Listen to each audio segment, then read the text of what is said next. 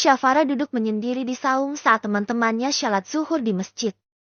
Syafara menghafal surah Ar-Rahman. Tugas dari Gus Amar, yang membuatnya bingung. Mengapa hanya dirinya saja yang kena hukuman itu sedangkan yang lainnya tidak? Padahal ia tidak melakukan kesalahan apapun. Apa Gus Amar gak suka sama aku ya?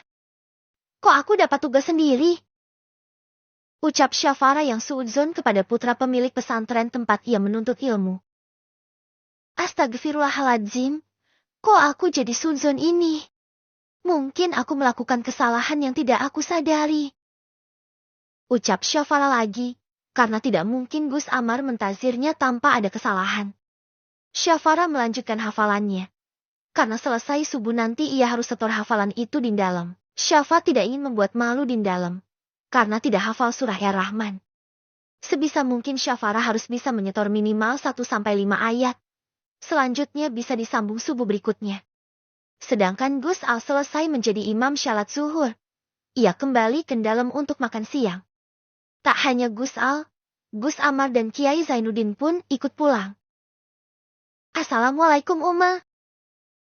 Salam Gus Al saat masuk ke rumah. Waalaikumsalam, Lei. Jawab Uma Cindy. Sudah masak Uma? Lapar. Yo sudah Tilei, ayo, kita makan sekarang. Ayo Abah, Amah.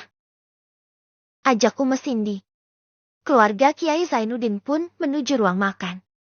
Begitupun dengan Syafara dan Hanza yang juga pergi ke kantin untuk makan siang bersama. Syah, aku masih bingung deh sama Gus Amar. Kok dia mentazir kamu ya? Padahal kamu tidak melakukan kesalahan. Ucap Hanza yang kini sedang mengambil udang crispy kesukaannya. Sebenarnya aku juga bingung Za, karena aku merasa tidak melakukan kesalahan. Tapi aku tidak bisa melawan Gus Amar. Mungkin ada kesalahan yang tidak aku sadari Za. Tapi Gus Amar kan tidak bilang kesalahan kamu Syah. Masa ia main tazir-tazir aja? Syafara berjalan menuju meja dan duduk di sana. Begitupun dengan Hanza. Sudahlah Za. Mungkin dah nasib aku kena tazir. Jawab Syafara. Syafara dan Hanza tak lagi melanjutkan obrolan mereka. Karena perut mereka sudah keroncong minta diisi. Lei, Kiai Sobri sudah dalam perjalanan menuju ke sini. Kalian jangan ngajar dulu ya. Temani Abah sama Uma di sini. Beritahu Kiai Zainuddin kepada kedua putranya saat mereka sudah selesai makan. Kiai Sobri? Ulang Gus Al. Iya, kamu ingat Lei. Gus Al tampak berpikir sejenak. Ayahnya Ning Putri. Ci ingat mantan. Goda Gus Amar. Mantan apaan? Jawab Gus Al mendengkus. Gus Amar terkekeh. Ki lain? Gak ada. Al sudah punya yang lain. Seketika Gus Al menutup mulutnya karena keceplosan.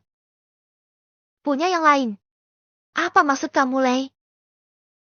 Tanya Uma Cindy. Tidak Uma. Al salah bicara. Kilah Gus Al yang belum siap menceritakan gadis dalam mimpinya itu. Oh, Uma pikir kamu sudah terima Ning Salsa, Lei. Kok Ning Salsa sih, Uma? Jawab Gus Al tak senang. Kan Uma cuma nebak, Lei. Sudah. Kiai Sobri udah di depan. Kita sambut mereka. Kalian tahu bagaimana Kiai Sobri kan? Setelah Abah Zainuddin dan bangkit dari duduknya. Uma Cindy dan kedua putranya pun ikut ke depan untuk menyambut kedatangan Kiai Sobri, sahabat Abah Zainuddin. Namun saat Gus Al keluar untuk melihat teman sang Abah. Ia melihat Syafara dan Hanza sedang membawa beberapa paperbak di tangan mereka. Dan anehnya lagi, Syafara dan Hanza berjalan ke arah dalam, bersama Kiai Sobri dan keluarganya. Apa yang dia lakukan? Bisik Gus Amar. Entahlah. Jawab Gus Al. Assalamualaikum sobatku. Waalaikumsalam. Apa kabar Sobri? Kiai Zainuddin dan Kiai Sobri pun berpelukan, karena sudah lama tidak bertemu. Putri memperhatikan Gus Al, tanpa menyapa Cindy terlebih dulu, membuat Cindy merasa tidak dihargai. Tapi Cindy faham dengan sifat keluarga Kiai Sobri yang dikenal agak sedikit sombong. Kalian, berikan hadiah itu kepada keluarga Kiai Zainuddin. Titah Kiai Sobri kepada Syafara dan Hanza. Syafara dan Hanza pun mendekati Cindy untuk memberikan hadiah dari Kiai Sobri. Namun saat Syafara menyerahkan hadiah itu kepada Cindy, Gus Al langsung merebutnya dari tangan Syafara. Biar saya saja, ujar Gus Al, membuat Kiai Zainuddin heran dengan putranya itu.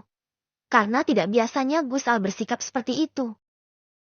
Ayo semuanya, kita masuk, ajak Kiai Zainuddin. Mereka pun kembali masuk, sedangkan Syafara dan Hanza bersiap untuk pergi, namun dicegah oleh Kiai Zainuddin.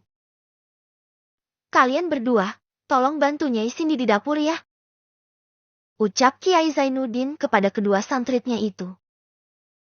Nih Kiai, jawab keduanya.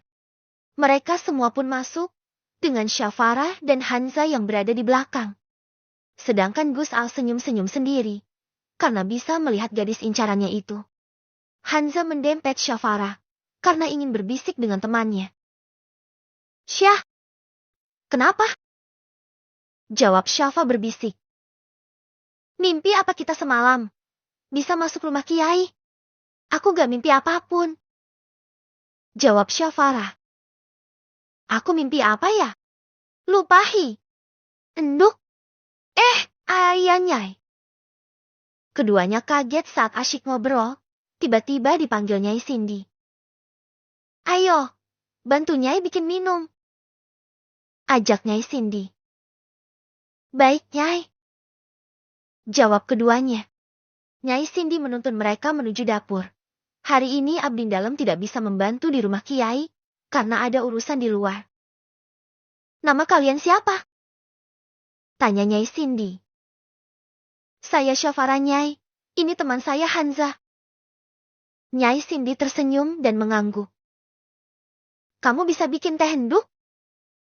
Tanya Nyai Cindy kepada Syafara. Insya Allah bisa Nyai, jawab Syafa sopan. Kamu bikin teh ya? Hanza potong kue dan siapkan di piring ya. Baik Bu Nyai, jawab keduanya. Mereka berdua pun melaksanakan apa yang diperintahkan Nyai Cindy kepada mereka. Setelah selesai, Nyai Cindy pun mengajak mereka untuk mengantar minuman dan kue ke depan, untuk menyajikan di atas meja, untuk menemani obrolan Kiai Zainuddin dan Kiai Sobri. Bagaimana Gus? Apa kamu menerima lamaran kami? Deh. Nyai Cindy dan Hanza kaget mendengar Kiai Sobri bertanya perihal lamarannya kepada Gue Al. Ya, kedatangan mereka adalah untuk melamar Gus Al untuk Ning Putri. Maaf Kiai, saya sudah punya calon istri, jawab Gus Al, dan itu membuat Hanza dan Nyai Cindy kaget.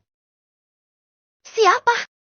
Jangan sampai kamu membohongi kami Gus, hanya karena tidak ingin menerima Ning Putri, ujar Kiai Sobri.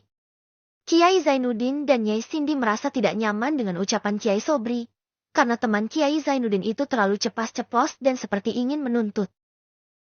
Saya tidak berbohong Kiai, saya memang sudah punya calon istri, dan itu tidak perlu saya sebutkan di sini, karena itu privasi saya, mohon pengertiannya, jawab Gus Al. Saya tidak percaya sebelum kamu memperkenalkannya kepada kami, ucap Kiai Sobri yang kekau ingin tahu siapa calon istri Gus Al. Baiklah, saya akan bawa dia ke hadapan Kiai, jawab Gus Al dan bangkit dari duduknya lalu menuju dapur. Sedangkan yang lainnya sangat bingung dengan Gus Al. Siapa yang akan dia kenalkan kepada keluarganya dan Kiai Sobri? Hanya Gus Amar yang tahu maksud adiknya itu. Mungkin sudah waktunya, ucap Gus Amar dalam hatinya. Sedangkan Gus Al menemui Syafara dan Hanza di dapur. Karena setelah mengantar minuman mereka langsung pergi, tidak ingin mendengar pembicaraan keluarga dalam dan tamunya. Assalamualaikum Uhti. Waalaikumsalam. Syafara dan Kanza menoleh ke arah suara. Ternyata Gus Al berada di belakang mereka. Ada yang bisa kami bantu Gus? Tanya Hanza dengan jantung yang berdebar-debar karena bisa melihat Gus Al lagi. Syafa! Hah? Syafara kaget saat Gus Al menyebut namanya. Kak, kenapa Gus? Tanya Syafa dengan jantung tak kalah berdebar seperti Hanza. Bukan karena senang, tapi karena takut. Takut ia membuat kesalahan. Bisa ikut saya ke depan. Kak, ke depan? Saya salah apa Gus? Tanya Syafara dengan wajah ketakutan. Membuat Gus Al merasa gemas. Masya Allah. Begitu takutnya dia buat kesalahan. Batin Gus Al yang merasa lucu dengan Syafa. Ikut saja. Jawab Gus Al. Gus Al langsung berjalan menuju ruang tamu. Sedangkan Syafara dan Hanza masih terbengung di dapur. Syah, Gus Al mau apa ya? Kok kamu diajak ke depan? Sedangkan aku enggak. Mana aku tahu Zah? Aku aja bingung. Jawab Syafara. Sudah pergi sana. Jangan sampai Gus Al menghukum kamu. Perintah Hanza kepada temannya itu. Aku ke sana dulu ya Zah. Pamit Syafara dan Hanza pun mengangguk. Syafara pun keluar dari dapur, lalu menuju ruang tamu. Entah apa yang diinginkan Gus Al sampai membawa dirinya ke ruang tamu. Dengan langkah pelan Syafara menuju ruang tamu, di mana di sana orang-orang sudah menunggunya. Dia calon istri saya. Dek,